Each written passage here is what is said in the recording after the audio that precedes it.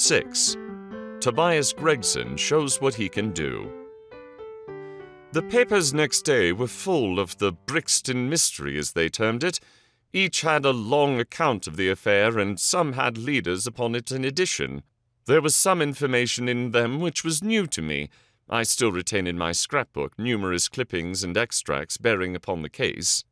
Here is a condensation of a few of them. The Daily Telegraph remarked that in the history of crime there had seldom been a tragedy which presented stranger features.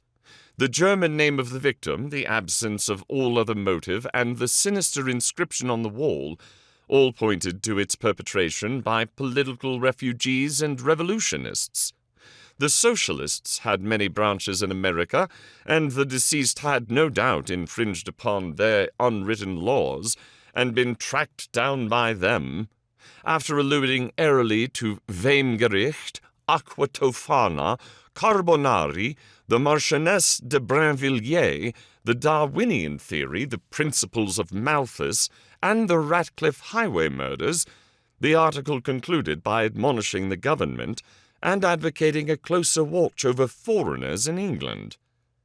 The Standard commented upon the fact that lawless outrages of the sort usually occurred under a liberal administration. They arose from the unsettling of the minds of the masses and the consequent weakening of all authority. The deceased was an American gentleman who had been residing for some weeks in the metropolis. He had stayed at the boarding house of Madame Charpentier in Torquay Terrace, Camberwell. He was accompanied in his travels by his private secretary, Mr. Joseph Strangerson. The two bade adieu to their landlady upon Tuesday the 4th instant, and departed to Euston Station with the avowed intention of catching the Liverpool express. They were afterwards seen together upon the platform. Nothing more is known of them until Mr. Drebber's body was, as recorded, discovered in an empty house in the Brixton Road, many miles from Euston. How he came there, or how he met his fate, are questions which are still involved in mystery. Nothing is known of the whereabouts of Strangerson. We are glad to learn that Mr. Lestrade and Mr. Gregson of Scotland Yard are both engaged upon the case, and it is confidently anticipated that these well-known officers will speedily throw light upon the matter. The Daily Express observed that there was no doubt as to the crime being a political one. The despotism and hatred of liberalism which animated the continental governments had had the effect of driving to our shores a number of men who might have made excellent citizens were they not soured by the recollection of all that they had undergone. Among these men there was a stringent code of honor, any infringement of which was punished by death. Every effort should be made to find the secretary Strangerson, and to ascertain some particulars of the habits of the deceased. A great step had been gained by the discovery of the address of the house at which he had boarded, a result which was entirely due to the acuteness and energy of Mr. Gregson of Scotland Yard. Sherlock Holmes and I read these notices over together at breakfast, and they appeared to afford him considerable amusement. "I told you that whatever happened, Lestrade and Gregson would be sure to score." "That depends on how it turns out." "Oh, bless you, it doesn't matter in the least. If the man is caught, it will be on account of their exertions. If he escapes, it will be in spite of their exertions. It's heads I win and tails you lose. Whatever they do, they will have followers. On se trouve toujours en plus ceux qui l'admirent." "What on earth is this?" I cried, for at this moment there came the pattering of many steps in the hall and on the stairs, accompanied by audible expressions of disgust upon the part of our landlady. "It's the Baker's Street Division of the Detective Police Force," said my companion gravely, and as he spoke there rushed into the room half a dozen of the dirtiest and most ragged street Arabs that ever I clapped eyes on. "Tension!" cried Holmes in a sharp tone, and the 6 dirty little scoundrels stood in a line like so many disreputable statuettes. "In future you shall send up Wiggins alone to report, and the rest of you must wait in the street. Have you found it, Wiggins?" "No, sir, we ain't," said one of the youths. "I hardly expected you would. You must keep on until you do. Here are your wages." He handed each of them a shilling. "Now off you go, and come back with a better report next time." He waved his hand, and they scampered away downstairs like so many rats, and we heard their shrill voices next moment in the street. "There's more work to be got out of one of those little beggars than out of a dozen of the force," Holmes remarked. "The mere sight of an official-looking person seals men's lips. These youngsters, however, go everywhere and hear everything. They are as sharp as needles, too. All they want is organization." "Is it on this Brixton case that you are employing them?" I asked. "Yes, there is a point which I wish to ascertain. It is merely a matter of time. Hello, we are going to hear some news now with a vengeance. Here is Gregson coming down the road with beatitude written upon every feature of his face. Bound for us, I know. Yes, he is stopping. There he is." There was a violent peal at the bell, and in a few seconds the fair-haired detective came up the stairs, 3 steps at a time, and burst into our sitting-room. "My dear fellow," he cried, wringing Holmes's unresponsive hand, "congratulate me! I have made the whole thing as clear as day." A shade of anxiety seemed to me to cross my companion's expressive face. "Do you mean that you are on the right track?" he asked. "The right track? Why, sir, we have the man under lock and key." "And his name is?" "Arthur Charpentier, sub-lieutenant in Her Majesty's Navy," cried Gregson pompously, rubbing his fat hands and inflating his chest. Sherlock Holmes gave a sigh of relief and relaxed into a smile. "Take a seat and try one of these cigars," he said. "We are anxious to know how you managed it. Will you have some whiskey and water?" "I don't mind if I do," the detective answered. "The tremendous exertions which I have gone through during the last day or two have worn me out. Not so much bodily exertion, you understand, as the strain upon the mind. You will appreciate that, Mr. Sherlock Holmes, for we are both brain workers." "You do me too much honour," said Holmes gravely. "Let us hear how you arrived at this most gratifying result." The detective seated himself in the armchair and puffed complacently at his cigar. Then suddenly he slapped his thigh in a paroxysm of amusement. "The fun of it is," he cried, that fool Lestrade, who thinks himself so smart, has gone off upon the wrong track altogether. He is after the Secretary Strangerson, who had no more to do with the crime than the babe unborn. I have no doubt that he has caught him by this time." The idea tickled Gregson so much that he laughed until he choked. "And how did you get your clue?" "I'll tell you all about it. Of course, Dr. Watson, this is strictly between ourselves. The first difficulty which we had to contend with was the finding of this American's antecedents. Some people would have waited until their advertisements were answered, or until parties came forward and volunteered information. That is not Tobias Gregson's way of going to work. You remember the hat beside the dead man?" "Yes," said Holmes. "By John Underwood and Sons, 129 Camberwell Road." Gregson looked quite crestfallen. "I had no idea that you noticed that," he said. "Have you been there?" "No." "Ha!" cried Gregson in a relieved voice. "You should never neglect a chance, however small it may seem." "To a great mind, nothing is little," remarked Holmes sententiously. "Well, I went to Underwood and asked him if he had sold a hat of that size and description. He looked over his books and came on it at once. He had sent the hat to a Mr. Drebber, residing at Charpentier's boarding establishment, Torquay Terrace. Thus I got at his address." "Smart, very smart," murmured Sherlock Holmes. "I next called upon Madame Charpentier," continued the detective. "I found her very pale and distressed. Her daughter was in the room too, an uncommonly fine girl she is too. She was looking red about the eyes, and her lips trembled as I spoke to her. That didn't escape my notice. I began to smell a rat. You know the feeling, Mr. Sherlock Holmes, when you come upon the right scent, a kind of thrill in your nerves. Have you heard of the mysterious death of your late boarder, Mr. Enoch J. Drebber of Cleveland? I asked. The mother nodded. She didn't seem able to get out a word. The daughter burst into tears. I felt more than ever that these people knew something of the matter. At what o'clock did Mr. Drebber leave your house for the train? I asked. At 8 o'clock, she said, gulping in her throat to keep down her agitation.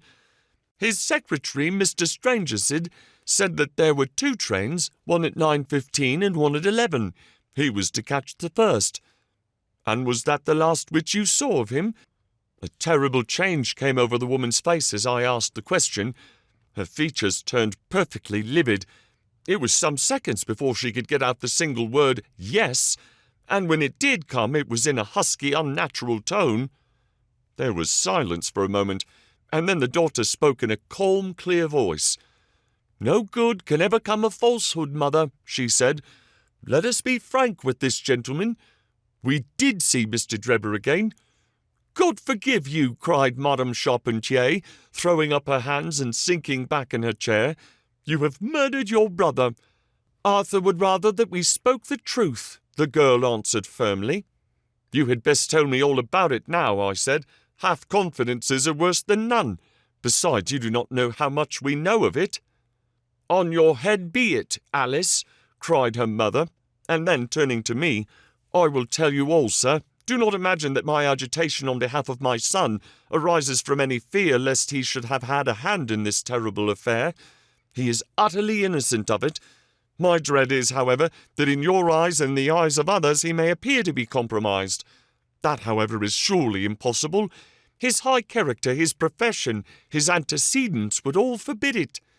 Your best way is to make a clean breast of the facts, I answered. Depend upon it, if your son is innocent, he will be none the worse. Perhaps, Alice, you would better leave us together, she said, and her daughter withdrew. Now, sir, she continued, I had no intention of telling you all this, but since my poor daughter has disclosed it, I have no alternative. Having once decided to speak, I will tell you all without omitting any particular. It is your wisest course, said I. Mr. Drebber has been with us nearly 3 weeks. He and his secretary, Mr. Strangerson, had been travelling on the continent. I noticed a Copenhagen label upon each of their trunks, showing that that had been their last stopping place. Strangerson was a quiet, reserved man, but his employer, I am sorry to say, was far otherwise. He was coarse in his habits and brutish in his ways. The very night of his arrival he became very much the worse for drink, and indeed after 12 o'clock in the day he could hardly ever be said to be sober. His manners toward the maidservants were disgustingly free and familiar.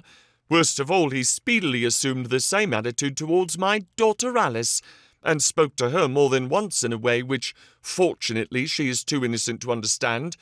On one occasion, he actually seized her in his arms and embraced her, an outrage which caused his own secretary to reproach him for his unmanly conduct. But why did you stand all this? I asked.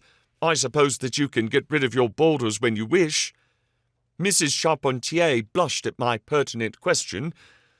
Would to God that I had given him notice on the very day that he came, she said, but it was a sore temptation. They were paying £1 a day each, £14 a week, and this is the slack season. I'm a widow, and my boy in the Navy has cost me much. I grudged to lose the money. I acted for the best. This last was too much, however, and I gave him notice to leave on account of it. That was the reason of his going. Well, my heart grew light when I saw him drive away.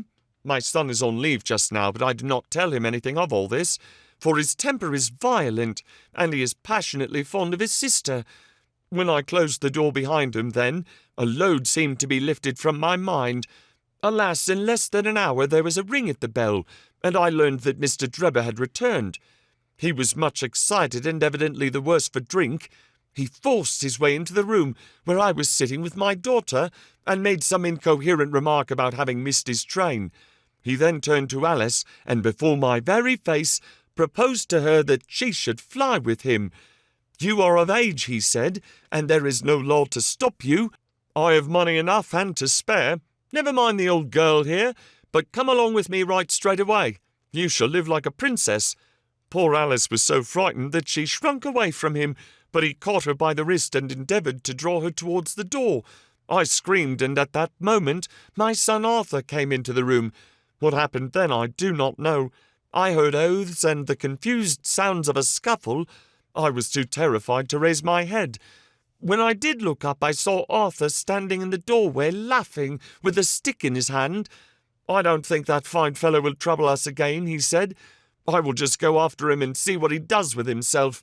With those words he took his hat and started off down the street. The next morning we heard of Mr. Drebber's mysterious death. This statement came from Mrs. Charpentier's lips with many gasps and pauses. At times she spoke so low that I could hardly catch the words. I made shorthand notes of all that she said, however, so that there should be no possibility of a mistake. "It's quite exciting," said Sherlock Holmes with a yawn. "What happened next?" "When Mrs. Charpentier paused," the detective continued, "I saw that the whole case hung upon one point. Fixing her with my eye in a way which I always found effective with women, I asked her at what hour her son returned. 'I do not know,' she answered. 'Not know?' 'No, he has a latchkey, and he let himself in.' 'After you went to bed?' 'Yes.' 'When did you go to bed?' 'About 11. So your son was gone at least 2 hours?' 'Yes.' 'Possibly 4 or 5? "'Yes.' 'What was he doing during that time?' 'I do not know,' she answered, turning white to her very lips. 'Of course, after that, there was nothing more to be done. I found out where Lieutenant Charpentier was, took 2 officers with me, and arrested him. When I touched him on the shoulder and warned him to come quietly with us, he answered as bold as brass, "I suppose you are arresting me for being concerned in the death of that scoundrel Drebber," he said.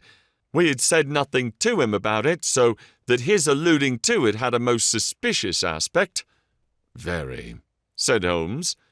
"He still carried the heavy stick which the mother described him as having with him when he followed Drebber. It was a stout oak cudgel." "What is your theory, then?"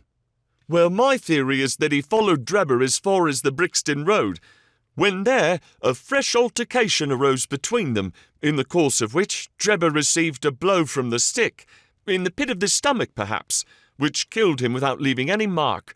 The night was so wet that no one was about, so Charpentier dragged the body of his victim into the empty house. As to the candle, and the blood, and the writing on the wall, and the ring, they may all be so many tricks to throw the police onto the wrong scent." "Well done," said Holmes in an encouraging voice. "Really, Gregson, you are getting along. We shall make something of you yet." "I flatter myself that I've managed it rather neatly," the detective answered proudly. "The young man volunteered a statement in which he said that after following Drebber some time, the latter perceived him and took a cab in order to get away from him. On his way home he met an old shipmate and took a long walk with him. On being asked where his old shipmate lived, he was unable to give any satisfactory reply. I think the whole case fits together uncommonly well. What amuses me is to think of Lestrade, who had started off upon the wrong scent. I'm afraid he won't make much of— Why, by Jove, here's the very man himself." It was indeed Lestrade, who had ascended the stairs while we were talking, and who now entered the room. The assurance and jauntiness which generally marked his demeanour and dress were, however, wanting. His face was disturbed and troubled, while his clothes were disarranged and untidy.